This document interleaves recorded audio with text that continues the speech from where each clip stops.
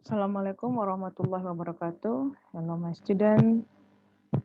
Welcome to our class language assessment. And right now, we will discuss about assessing affective. Okay. Jadi pada pertemuan kali ini kita akan mendiskusikan bagaimana melakukan penilaian afektif atau dikenal dengan penilaian sikap.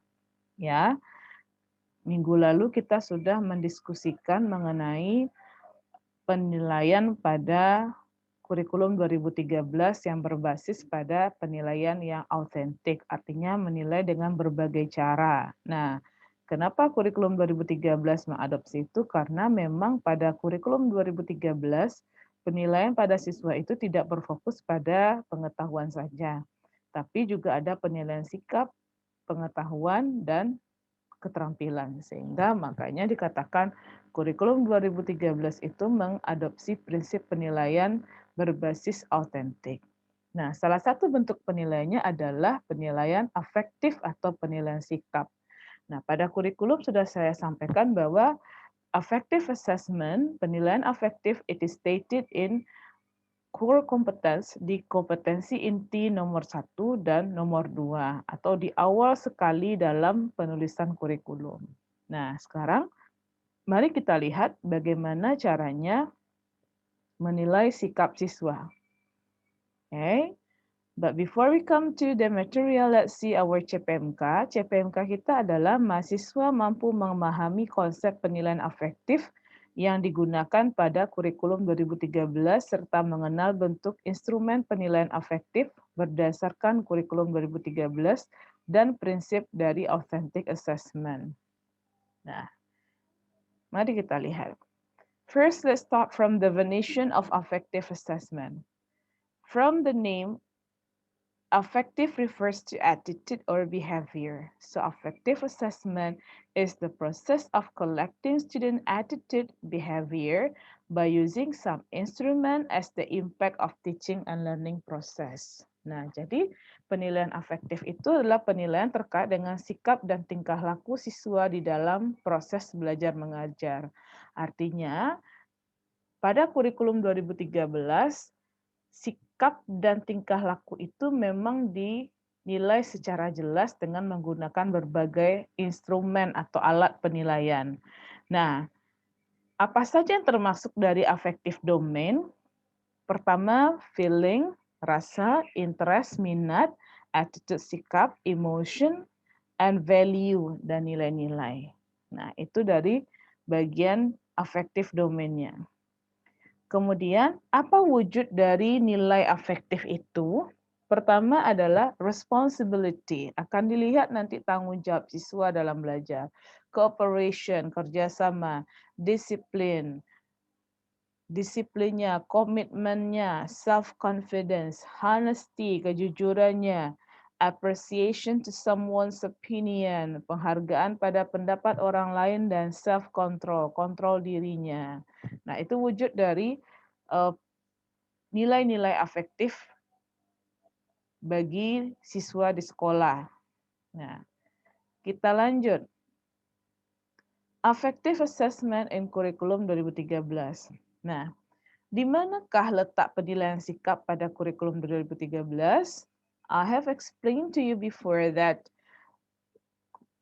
affective assessment stated in core competence 1 and 2. Dia berada pada kompetensi inti 1 dan 2. Nah, ini isi dalam kurikulum ya, bukan Miss yang buat. Jadi isi KI 1 itu menghargai dan menghayati ajaran agama yang dianutnya. Jadi nanti ketika di kelas, ini akan diintegrasikan dalam pembelajaran, bukan diajarkan. Ingat, affective assessment ini tidak ada RPP khususnya untuk kita membuatnya, tapi instrumen khususnya ada. Nah, nanti dalam pembelajaran kita integrasikanlah sikap yang mau diajarkan. Contoh misalnya menghargai dan menghayati ajaran agama. Bagaimana mewujudkannya supaya itu ada dalam pembelajaran kita? Misalnya anak ketika masuk dalam pembelajaran dengan kita membaca salam, berdoa dulu, membaca beberapa ayat-ayat pendek bagi mereka yang muslim. Atau misalnya di dalam pembelajaran nanti guru memasukkan unsur-unsur agama seperti terjemahan Al-Quran yang terkait dengan materi yang dibicarakan pada hari itu. Misalnya pada hari ini Ananda sebagai guru menerangkan mengenai ungkapan kesantunan atau ungkapan meminta pendapat. Nah, carikanlah terjemahan Al-Quran atau hadis kalau kita orang Muslim yang mengarah pada bagaimana cara menyampaikan pendapat yang baik dalam agama kita. Nah, kurang lebih seperti itu. Kemudian KI 2, menunjukkan perilaku jujur, disiplin, tanggung jawab, peduli, dalam hal ini gotong royong, kerjasama, toleran, damai, santun, responsif, dan proaktif, dan menunjukkan sikap sebagai bagian dari solusi atas berbagai permasalahan dalam berinteraksi secara efektif dengan lingkungan sosial sampai dalam pergaulan dunia. Jadi dalam pembelajaran bagaimana nanti you are as the teacher to internalize jujur, disiplin, tanggung jawab. Nanti yang akan diinternalisasikan dalam pembelajaran itu apa? Ini yang jujur, disiplin, tanggung jawab, gotong royong, kerjasama, toleran. Nah, jadi damai dan santun, responsif dan proaktif. Nah, itu yang mau kita berikan atau kita integrasikan dalam pembelajaran. Misalnya, untuk mewujudkannya di dalam kelas nanti you are as the teacher, dan Anda sebagai guru bagaimana membuat anak itu mewujudkan sikap seperti ini. Contoh, ketika mereka kerja kelompok, nah ketika mereka kerja kelompok, nilailah nanti misalnya disiplin mereka atau tanggung jawab dalam kerja kelompok. Nah, tapi ini kan disiplin dan tanggung jawab ini masih belum konkret kita nilai. Kenapa? Disiplin, wujudnya belum nampak. Nah, ini baru standar KI-nya. KI yang diminta disiplin, tapi wujud orang disiplin apa? Nanti kita turunkanlah dia. Apakah dia menyerahkan tugas tepat waktu? Apakah dia mengerjakan tugas sesuai dengan waktu yang diberikan? Nah, itu wujud disiplin yang mau kita nilai nanti. Nanti kita masuk lagi ke jujur. Nah, jujurnya bagaimana wujudnya? Jujur itu kan baru pada tatanan abstrak baru. Nanti konkretnya kita bisa turunkan indikatornya atau subindikatornya menjadi misalnya tidak menyontek ketika mengerjakan tugas. Nah, kemudian tidak menggunakan alat bantu seperti handphone dalam mengerjakan tugas. Nah, seperti itu. Nanti tanggung jawab juga begitu. Tanggung jawab itu baru abstrak. Konkretnya kita turunkan. Wujud orang bertanggung jawab itu apa? Nah, sebagai guru tentu kita menurunkan indikatornya yang bisa dinilai. Nah, misalnya gini, menyelesaikan tugas sesuai dengan arahan, itu tanggung jawab itu. Nah, nanti nilailah dalam proses pembelajaran. Jadi, bagian inilah yang akan kita nilai dalam pembelajaran, tapi kita turunkan menjadi indikator yang bisa diamati dan bisa didengar atau diperhatikan oleh guru dan bisa ditanyakan kepada mereka dan kita bisa membuktikan indikator itu terlaksana dengan baik. Nah, kemudian kita lanjut, kompetensi yang tadi tersebut dicapai melalui pembelajaran tidak langsung. Nah, itu yang dia diintegrasikan itu atau indirect teaching. Yaitu dengan bagaimana caranya keteladanan, pembiasaan, budaya sekolah dengan memperhatikan karakteristik mata pelajaran serta kebutuhan dan kondisi siswa. Jadi tidak ada RPP khusus untuk mengajarkan sikap. Tapi ketika kita membuat RPP seperti kita mengajar biasa atau rencana pembelajaran, kita masukkanlah unsur sikap itu di dalam proses pembelajaran. Nah, itu yang ada dalam kurikulum 2013. Tapi itu dinilai. Nah, karena itu dinyatakan di kurikulum. Oke. Jadi ingat dia indirect teaching, pengajaran yang tidak langsung. Kita membuat sikap anak berubah, tapi tidak dikhususkan. Oh, hari ini kita belajar mengenai jujur ya, bukan begitu. Yang akan mengajarkan materi tersebut tentu bagian mata pelajaran lain seperti PPKN, kemudian agama. Nah, kita sebagai guru bahasa Inggris hanya menginternalisasikan dalam proses belajar mengajar. Kemudian penumbuhan dan pengembangan kompetensi sikap dilakukan sepanjang proses pembelajaran berlangsung dan dapat digunakan sebagai pertimbangan guru dalam mengembangkan karakter siswa lebih lanjut. Nah, kemudian kita lihat the scope of affective assessment. Scope penilaian afektif itu apa? Nanti akan dibahas lagi ini bagian dari taksonomi Bloom yang bagian afektif ya. Receiving, menerima, responding, merespon, valuing, menilai, organizing, merencanakan, and character, mengenal atau karakter tuh mengenal diri mereka sendiri. Nah, berikutnya, we will discuss about the instrument of affective assessment. Kita akan bahas beberapa instrumen atau alat yang bisa digunakan dalam menilai sikap siswa. Pertama, yaitu observation. Observation di dalam bahasa Indonesia diartikan dengan pengamatan. Observation is an assessment which uses 5 senses to observe the student's attitude and uses observation checklist to do that. Nah, jadi observation itu adalah penilaian yang menggunakan panca indera kita. Oke. Yang mana nanti alat yang digunakan namanya observation checklist atau daftar pengamatan namanya. Jadi nama instrumennya observation, nanti yang digunakan di lapangan namanya observation checklist. Oke. The areas that can be observed through observation. Area apa saja yang bisa kita amati dalam pembelajaran? Misalnya quality of student performance. Oke. Kualitas dari penampilan siswa, misalnya dalam contoh membantu teman sekelas, discussing in group, and so forth. And then the process of procedure students use in completing assignments. Okay. Misalnya kita bisa nilai bagaimana proses dan prosedur mereka menyelesaikan tugas. Itu bisa kita lihat nanti keseriusannya, kemudian disiplinnya, misalnya tepat waktu atau tidak. Kemudian the process and procedures teachers in conducting the lesson. Proses dan prosedur guru ketika melaksanakan pembelajaran. Jadi misalnya kalau misalnya Ananda sebagai guru mau menilai sikap belajar mereka dengan Ananda ketika di dalam kelas itu bisa dengan kita lakukan pengamatan. Misalnya apa yang mau dinilai?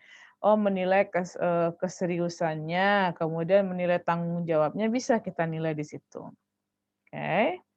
Kemudian langkah-langkah untuk melakukan observasi. Pertama, tentukan indikator yang mau diobservasi. Nah, mau observasi apa?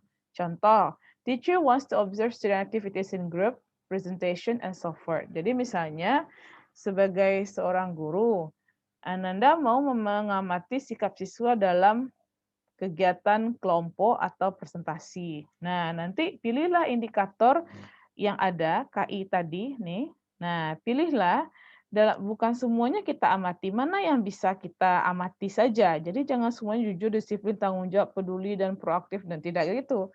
Kalau misalnya dalam kerja kelompok, apa yang ingin dilihat ketika mereka kerja kelompok? Misalnya gotong royong, berarti dalam bagian peduli ya, gotong royong, kerjasama, toleran, damai. Nah, itu bisa dinilai. Atau mau nambah lagi dengan santun, tambah lagi dengan tanggung jawab, boleh, asalkan memang tidak memberatkan Ananda ketika melakukan proses penilaian. Karena kita kan bisa mencicil penilaian dari komponen ini. Ini kan semuanya dinilai nih, tapi bukan berarti dalam sekali ngajar kita nilai. Kita lihat proses kita dalam pembelajaran, misalnya kalau berkelompok seperti ini, nah, apa yang mau kita nilai yang utama dulu? Oh, nanti kalau presentasi, oh kita bisa pindah ke presentasi. Mungkin kita akan ambil sikap yang seperti proaktif. Nah, jadi jangan semuanya dimasukkan dulu, sesuaikan dengan waktu yang ada dan kebutuhan ketika pembelajaran tersebut. Kemudian yang kedua, sudah menentukan indikator. Jadi tentukan apa yang mau dinilai. Writing the guidelines to conduct observation. Oke. Okay. Buat panduan untuk melakukan observasi. Misalnya nanti grup kegiatan dalam kelompok, apanya yang mau nilai? Nanti akan Miss berikan contoh lagi nanti ya. Kemudian determining the data that will be collected during the observation. Tentukan data yang mau dikumpulkan. Contoh, teacher needs the data of student participation in the classroom. Guru membutuhkan data mengenai partisipasi siswa dalam kelas. Berarti nanti yang dilihat adalah keberanian dia, kemudian proaktifnya. Nah, hal seperti itu. Kemudian tentukan prosedur prosedur pengamatan, kemudian determining the way to use supporting instruments to collect the data. Nah, jangan lupa menyediakan instrumen pendukung untuk mengumpulkan data. Contohnya ada catatan, buku catatan, kamera, nah, tape recorder, video, dan lainnya. Jadi proses observasi bukan berarti guru nggak ngajar ya, duduk saja di belakang, kemudian lihat anak tuh ngapain, nggak begitu. Observasi itu tidak bisa tidak tanpa alat. Nah, jadi gunakanlah misalnya video kah, atau nanti menggunakan rekaman kah, sehingga hasilnya nanti kita bisa pindahkan ke dalam daftar observasi. Jadi jangan Ananda duduk di belakang atau di depan, kemudian mengamati anak, ngapain dia ya, nunjuk tangan enggak. Akan dibantu oleh nanti video atau tape recorder. Kemudian, writing conclusion about observation result by comparing the data with achievement indicators. Oke, nanti tuliskan kesimpulan tentang hasil pengamatan dan dibandingkan dengan indikator dari observasi tadi. Nah, itu dia observasi. Nanti saya akan berikan yang contoh ketika sudah selesai slide ini saya terangkan. Bentuk instrumen kedua adalah self-assessment.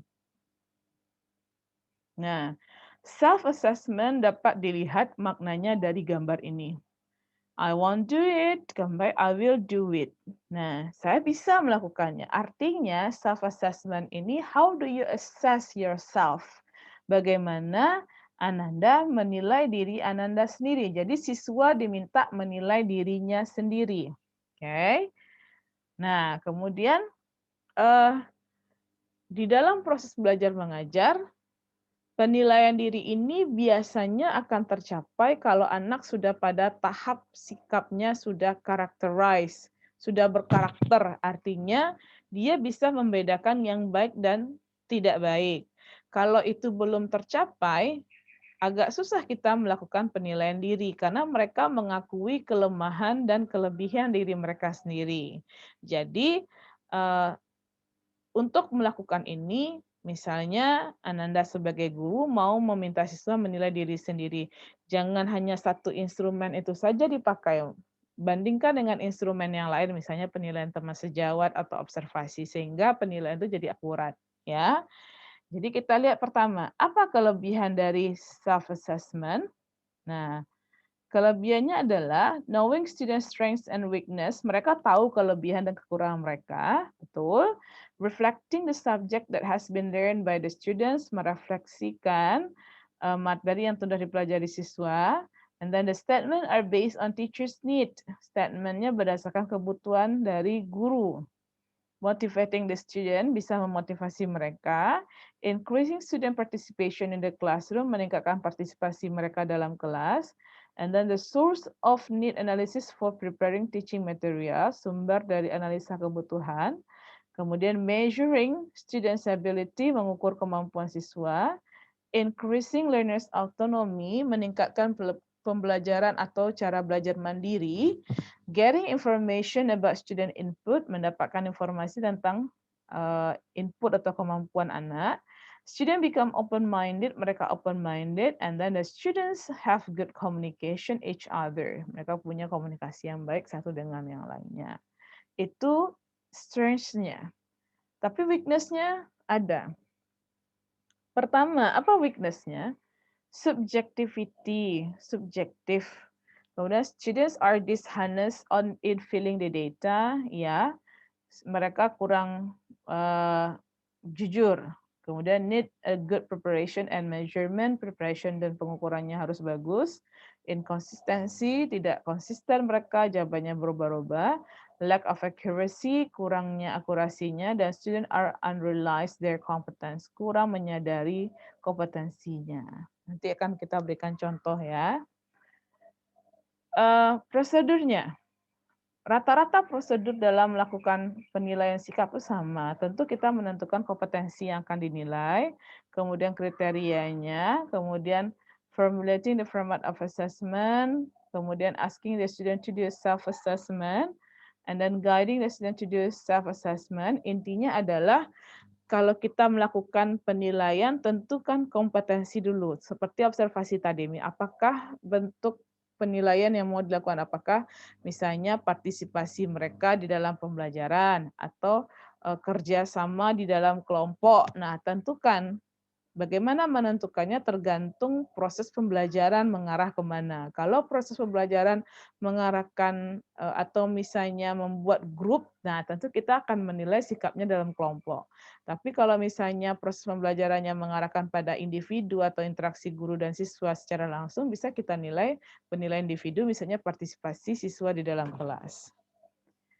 Nah, let's see the next one is peer assessment. Take a look the picture. Coba lihat gambar. Ada gambar anak sekolah di sini. Berarti ini adalah ada seseorang nih yang punya tangan ini, orang lain atau temannya menilai teman yang lain. Nah, ini temannya itu yang peer assessment itu. Nanti kita tuliskan nama, identitas, segala macamnya. Jadi peer assessment itu process of measuring your friends or classmates competence. Jadi kita menilai siswa kompetensinya, dalam hal ini kompetensi sikapnya atau tingkah lakunya di dalam proses belajar mengajar. Jadi teman sejawat teman yang satu menilai teman yang lain. Nah, nanti dibikinkan catatan atau jawaban bagaimana sikap temannya di dalam proses pembelajaran. Nah, itu bisa dibandingkan hasilnya dengan self assessment tadi. Ya. Kita lanjut. Weakness-nya, the data are not really accurate. Oke. Kurang akurat. Karena gini, namanya berteman tentu ada kesetiakawanan. Kadang-kadang temannya dinilai dia jawabnya karena dia dekat baik saja. Padahal tidak. Nah, seperti itu. The need a clear guideline about the instrument to avoid misinterpretation. Harus ada panduan yang jelas supaya tidak ada multi makna. It takes time for the students to complete the assignment. Butuh waktu untuk menyelesaikannya. Kemudian strengths-nya, kelebihannya adalah asking the student to be objective, meminta mereka menjadi orang yang objektif, tapi tergantung bisa atau tidak, karena biasanya kalau pertemanannya agak kuat. Nah, teaching the student to have skill in assessing object. Dan apa tujuannya kalau misalnya ini dilakukan? Kita mengajarkan pula kepada siswa bagaimana dia menilai sesuatu. Teaching the student to have responsibility, mengajarkan mereka memiliki tanggung jawab. Nah, procedures-nya sama, yaitu pertama kompetensinya. Jadi apa yang mau dinilai dari teman sejawat, misalnya gini, menilai bagaimana sikapnya dalam berkelompok atau kerja kelompok. Nah, tapi yang dinilai itu temannya menilai temannya yang lain, seperti itu, ya. Jadi nanti hasilnya akan didiskusikan atau dilihat indikatornya bagaimana anak ini dalam proses belajar mengajar di kelas sesuai pendapat temannya. Kemudian yang berikutnya adalah journal. Nah, journal di sini bisa dilihat dari gambar. Coba take a look the picture. Gambarnya adalah gambar diary. Nah, jadi di sini jurnal sama dengan diary guru.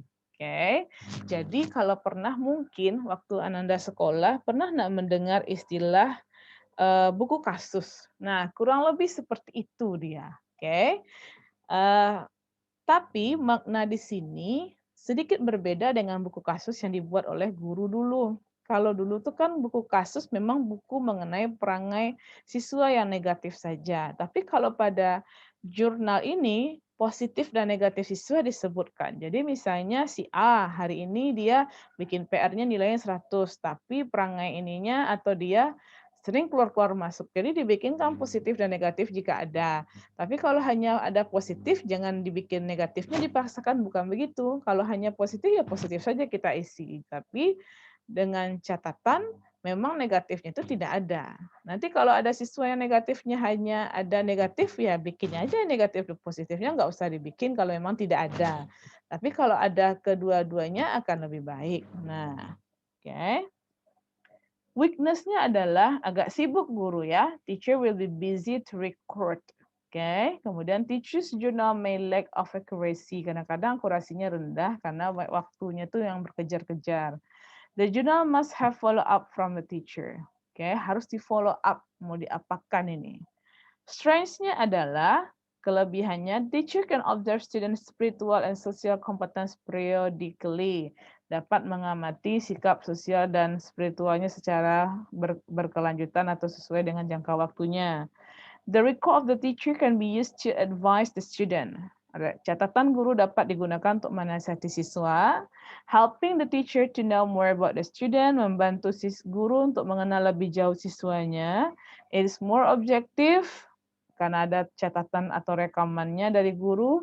Between student and teacher have emotional relationship because the teacher observe the students every time. Ada emotional relationship-nya. Cara menggunakan jurnal sama. Oke.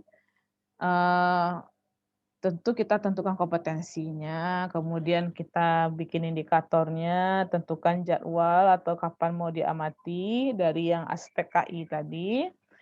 Kemudian buatkanlah buku catatan mengenai sikap siswa itu. Oke. Kemudian important points in using journal. Ada beberapa poin dalam menggunakan jurnal. Pertama, the teacher observes student attitude, and then the teacher records student attitude in the classroom and outside of the classroom. Jadi guru mencatat pandangan siswa itu bukan hanya dalam kelas, di luar juga boleh. Observasi juga begitu, tergantung kebutuhannya. The teacher only records student attitude based on the indicator, hanya mencatat attitude yang berdasarkan indikator. Jadi kalau di luar itu jangan diberikan karena akan membuat repot sendiri juga. Dan kita belum membutuhkan. Nah, the teacher record the student attitude chronologically by writing the date. Kemudian guru akan mencatat sikap siswa secara chronologically berdasarkan waktunya. And then the teacher identify the strength and weakness of the student. Nah, terakhir, instrumen terakhir adalah take a look. What are they doing? Ngapain mereka ini? Yeah, they do interview. Mereka sedang interview. Jadi cara yang lain untuk menilai sikap siswa adalah dengan melakukan interview atau wawancara kepada siswa. Kelebihannya. Ada interaksi, pertama ada interaksi guru dengan siswa. Yang B, the teacher can ask many questions to the student. Banyak pertanyaan yang bisa ditanyakan. Dan C, having emotional relationship. Ada emotional relationship-nya. Namun kelemahannya adalah the student are not easy to express their feeling to the teachers. Kadang-kadang siswa nggak mudah loh untuk menyampaikan apa yang dia rasakan ke guru. Betul atau tidak? Karena menjalin emotional relationship dengan siswa itu bukan hal yang mudah. Apalagi sempat siswa pernah termarahi oleh Anda sebagai guru, tentu dia akan merasa tidak nyaman ketika ditanya. Kemudian membutuhkan waktu yang cukup lama untuk melakukan interview. Nah, jadi kelemahannya di situ itu makanya interview itu waktunya panjang yang kita butuhkan. Okay, now let's see your assignment. Write an instrument of observation based on the guidelines. You can find the guidelines on the e-learning. You may type the answer. Jadi tugas Ananda adalah saya berikan waktu dalam waktu sekitar 3 hari untuk menyelesaikan tugas ini, membuat instrumen penilaian sikap, yaitu jenisnya observasi. Nanti akan saya berikan panduannya di e-learning, silakan dicek, silakan dibaca. Kemudian jawabannya itu diketik di Word. Oke. Nah, coba kita lanjutkan lagi. Oke, ini bentuk dari jenis penilaian yang tadi itu. Nah, oke. Ini contoh dari scope dari affective. Receiving. Nah, dia bentuk wujud dari kata kerjanya adalah dia accept, acknowledge, ask. Nah, sama dengan taksonomi Bloom yang kita pelajari, yang akan kita pelajari nanti, yaitu ini level-level sikap dari siswa, yaitu dia menerima, artinya dia mengikuti apa yang diberikan, kemudian fokus mendengar dengan baik. Nah, itu wujud dari sikap yang mau dinilai. Kemudian responding, dia memberikan respon atau tidak. Kemudian valuing, dia menghargai atau tidak. Bisa nggak dia mengkritik, mendebat, kemudian menjustify, organize. Organize di sini kemampuan siswa dalam beradaptasi. Oke, menyusun sesuatu. Kemudian characterization, bagaimana dia bersikap. Nah, Ini contoh penilaian dari bentuk observasi. Oke. Nah, ini contohnya. Sebentar. Nah, ini. Jadi di sini pertama figure 1. Dalam figure 1 ini adalah observation sheet-nya. Saya menilai di sini student attitude in group discussion. Bagaimana menilai sikap siswa dalam kelompok. Students name dibikin namanya, kelas, kemudian mata kuliah, mata pelajarannya. Kemudian sikap yang mau dinilai ini kompetensi intinya, menghargai dan menghayati perilaku jujur dan bla bla bla. Kemudian basic kompetensinya ya, menunjukkan perilaku tanggung jawab, peduli, kerjasama. Jadi ini yang mau kita nilai nanti, tanggung jawab, peduli, kerjasama. Itu secara garis besar. Tapi yang mau betul-betul saya amati apa? Social attitude in group discussion. Bagaimana sikap sosial mereka dalam kelompok, diskusi kelompok. Nah, sikap sosial ini kan belum nampak oleh kita bagaimana sikap sosial. Jadi sikap sosial dalam kelompok itu apa yang mau saya amati? Nah, saya amati itu adalah dari sini kita turunkan. Nih, oke. Tanggung jawab, peduli, cinta damai. Nah, tanggung jawab peduli.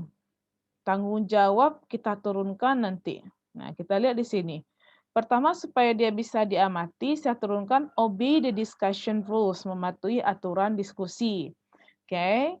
Itu mematuhi aturan diskusi itu adalah bentuk dari sikap tanggung jawabnya. Nah, kemudian do the task seriously. Nah, do the task seriously juga bagian dari tanggung jawab. Nah, jadi bagian-bagian ini kita turunkan supaya bisa diamati. Oke. Kemudian peduli, bagaimana melihat mereka peduli dalam kelompok. Nah, ini dia. Respond others' opinion with polite expression. Dia merespon pendapat orang lain atau teman dalam kelompoknya dengan bahasa yang sopan. Kemudian kerjasama. Oke. Ini coba kita lihat. Enthusiast in doing discussion. Antusiasnya dalam diskusi. Nah, kemudian listen others' opinion carefully. Mendengarkan pendapat orang lain dengan baik. Nah, kemudian itu masih bagian peduli ya. Do the task together.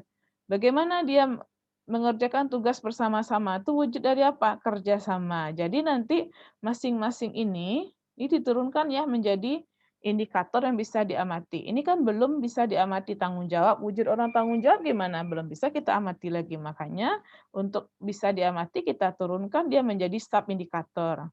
Kemudian, kemudian collect the task on time. Collect the task on time itu masuk ke mana? Nah, jadi itu yang mau kita turunkan dalam proses pembuatan observasi. Nah, ini cara menilainya. Oke, nanti kita berikan nih 3 kategori good, enough, fair. Kalau good nilainya 3, enough 2, dan fair nilainya 1.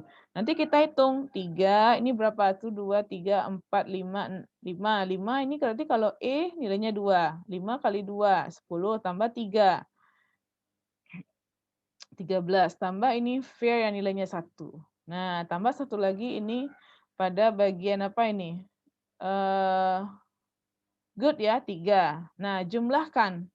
Jadi total score yang didapat dari siswa bagi maksimum. Maksimum itu tentu nilainya 3 dikali semua indikator. 3 dikali 8, berarti ada 24. Berarti kalau kita nilai misalnya nilainya 18 per 24 kali 100. Nah, ini rentangannya. Nah, ini interpretasi kita. Oke, if the observed aspect appear, jika aspek yang diamati real, berarti nilainya segini. Ini pemaknaannya. Nah, seperti itu. Jadi misalnya tadi skornya 17 yang didapat bagi 21 kali 100. Jadi interpretasi kita, si Anissa kategori sikapnya dalam kerjasama, kemudian dalam bentuk group discussion, bentuknya adalah kerjasama, kemudian cinta damai, nilainya adalah baik. Nah, itu interpretasinya. Nah, ini model yang kedua. Jadi bisa dia dengan model kedua. Nah, nih. Nama siswanya banyak di samping, kemudian indikatornya menghargai, santun, peduli, dan bagaimana nilainya. Nanti kita bagi nih. Nah, menghargai, good enough fair. Santun, good enough fair. Peduli, good enough fair. Nah, ini lebih banyak kita pakai di kelas karena dalam satu lembar bisa mencakup beberapa nama siswa atau semua siswa. Cara penulisannya saja lagi nih, ini formatnya aja salah. Tapi cara kita membuatnya sama, ya. Nah, ini yang self assessment. Jadi self assessment ini bentuk modelnya seperti ini. Kita tentukan aspek yang mau dinilai. Self assessment of reading narrative text. Jadi mau kita nilai itu sikap dia, penilaian diri mereka, penilaian diri pada atau ketika mereka membaca teks naratif. Jadi apa yang mau kita lihat di sini? Nah, mau kita lihatnya adalah sikap sosial dalam menunjukkan perilaku jujur. Jujur dia mau kita lihat dari yang banyak ini kita ambilnya satu, jujur. Makanya saya bilang nggak usah dipaksakan dalam satu penilaian untuk semuanya. Jujur, disiplin nggak usah. Jujur saja ambil dulu. Nah, jadi tema penilaiannya adalah jujur dalam mengikuti pembelajaran terkait teks naratif. Nah, ini biasanya dalam penilaian diri selalu ada kata-kata saya. Makanya diawali I like reading narrative text. Nah, kalau dia suka, ini penilaiannya most of the time, sometime, not very often. Jadi kalau most of the time nilainya 3, nih 2, nih 1. Nah, supaya kita dapat jawaban yang akurat, jangan nanti hanya I like reading narrative. Jangan hanya positif saja. Kita boleh menjebak dia dengan pernyataan yang negatif. Nah, jadi misalnya ketika Ananda membuatnya, Ananda bisa memberikan pernyataan negatif misalnya, saya membaca buku cerita, kalau ini kan I like reading narrative text, saya suka membaca teks naratif atau bacaan terkait dengan naratif. Nah, saya baru satu jenis bacaan yang naratif teks yang pernah saya baca. Nah, kalau itu kita berikan kan bertolak belakang dengan nomor 1. Misalnya Anda taruh itu di pertanyaan ketiga. Tapi cara menilainya nanti menghitungnya hati-hati. Kalau dia negatif itu nilai yang not very often ini atau nilainya dibalik. Jadi kalau misalnya ini 3, di checklist di sini berarti bukan nilainya 3. Oke. Berarti nilainya 1. Jadi dibalikkan pernyataan positif kan ini 3, 2, 1. Tapi kalau pernyataan negatif itu 1, 2, 3. Karena dia bertolak belakang dengan yang fakta yang ada. Nah, seperti itu. Oke, cara mencarinya sama. Selanjutnya, kita lihat lagi adalah peer assessment. Teman sejawat. Nah, teman sejawat ini formatnya tentu di atas dibikin siswa yang dinilai, siswa yang menilai. Nah, kemudian aspek yang dinilainya adalah kepatuhan dalam proses belajar. Nah, jadi disiplin dia yang dinilai di sini, kepatuhan dia. Jadi salah satu aspeknya adalah disiplin. Nanti diberikanlah come on time to the class. Yes or no. Temannya yang menceklis. Jadi yang dinilai itu si Farid, yang menceklis si Kofifah.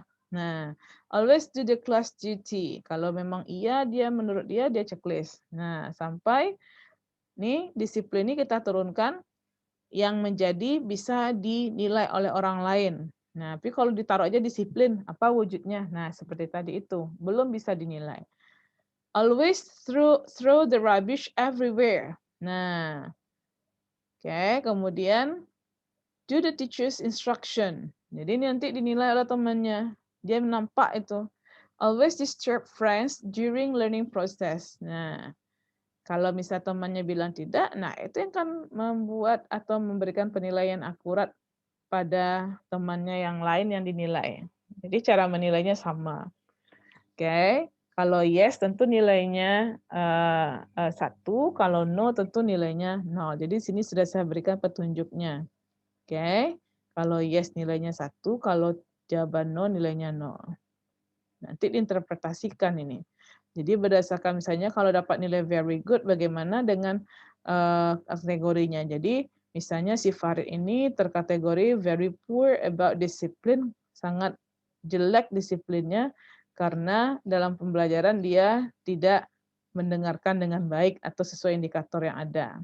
Nah, berikutnya adalah jurnal. Nah, jurnal ini catatan mengenai sikap siswa. Oke. Ini ada formatnya. Jadi nih, seperti ini. Bikin hari, nama, tindakannya positif negatif dan follow up-nya. Diapakan dia? Oke. Dinasihatikah dia? Diberikan sanksi kah? Nah, seperti itu. Kemudian interview. Nah, interview ini bentuk apanya? List apa? Instrumen dari interviewnya, ya. Seperti ini. Nanti sama dengan yang tadi, bikin kompetensi yang mau diamati, disiplin dan tanggung jawab. Nah, jadi kalau interview jangan langsung tanya, kamu tadi datang tepat waktu enggak? Tanya dulu kabar, kemudian bagaimana tugasnya. Jadi kalau bertanyanya jangan langsung menohok ke mereka. Kalau langsung menohok, mereka akan menjauh dari kita. Oke? Jadi kita bertanyanya misalnya mengenai PR. Bikin PR tadi, did you do your homework? Yes, ma'am. Kapan dikerjakan? When did you do that? Kapan dikerjakan, Nak? 3 hari yang lalu. Oke, very good. Who helped you? Siapa yang bantu bikin PR? Nah, jadi digali sedalam mungkin mengenai disiplin dan tanggung jawabnya. Oke. Nah, seperti itu model dari penilaian dalam bentuk sikap. Nah, dan ini tugas Ananda. Jadi tugasnya sudah saya upload di e-learning, silakan dicek. Di sini ada penjelasan mengenai affective instrument. Nah, oke. Jadi di sini contoh, saya mau menilai jujur, disiplin, tanggung jawab, peduli. Nah, misalnya di sini yang saya ambil satu cuma santun atau kesopanan. Nah, ini wujudnya. Jadi dari satu ini kita turunkan ini. Misalnya wujud orang santun apa? Berbicara dengan intonasi yang rendah dengan guru dan teman sejawat. Kemudian tidak suka berkata kasar atau kotor kepada guru ataupun dengan teman sejawat. Nah, itu yang mau kita turunkan. Jadi, kalau misalnya ambil santun, turunkan masing-masing wujud orang santun itu apa? Tidak terbatas berapa yang bisa. Jadi jangan sampai nanti santun dalam pembelajaran, enggak mau dia. Santun itu belum terukur. Jadi turunkan dia menjadi indikator yang bisa terukur dan bisa diamati. Ya. Kemudian disiplin, apa wujudnya orang disiplin? Kaitkan dengan proses pembelajaran. Ya. Nah, kita lanjut. Ini penugasannya. Anda harus mengisi nama siswa yang diamati. Kerjakan observasi checklist berikut. Isi nama yang diamati dan tanggal pengamatan, kreasi sendiri. Kemudian Anda diminta membuat indikator sikap yang akan dinilai. Indikator yang akan jadikan tugas adalah kejujuran, disiplin, dan peduli. Jadi turunkan kejujuran nih subindikatornya, disiplin juga begitu, dan peduli dalam proses belajar mengajar di kelas. Nah, ingat ya dalam proses PBM. Masing-masing kompetensi minimal harus memiliki 2 indikator turunan. Jadi dari 3 kompetensi memiliki 6. Jadi kejujuran turunkan 2, disiplin 2, peduli 2. Jadi wujud jujur itu apa? Nah, ini sudah Miss berikan daftarnya, formatnya ini, ikuti ini.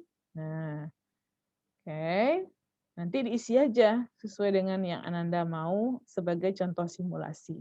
Ini dikerjakan secara individu sampai bagian interpretasinya muncul.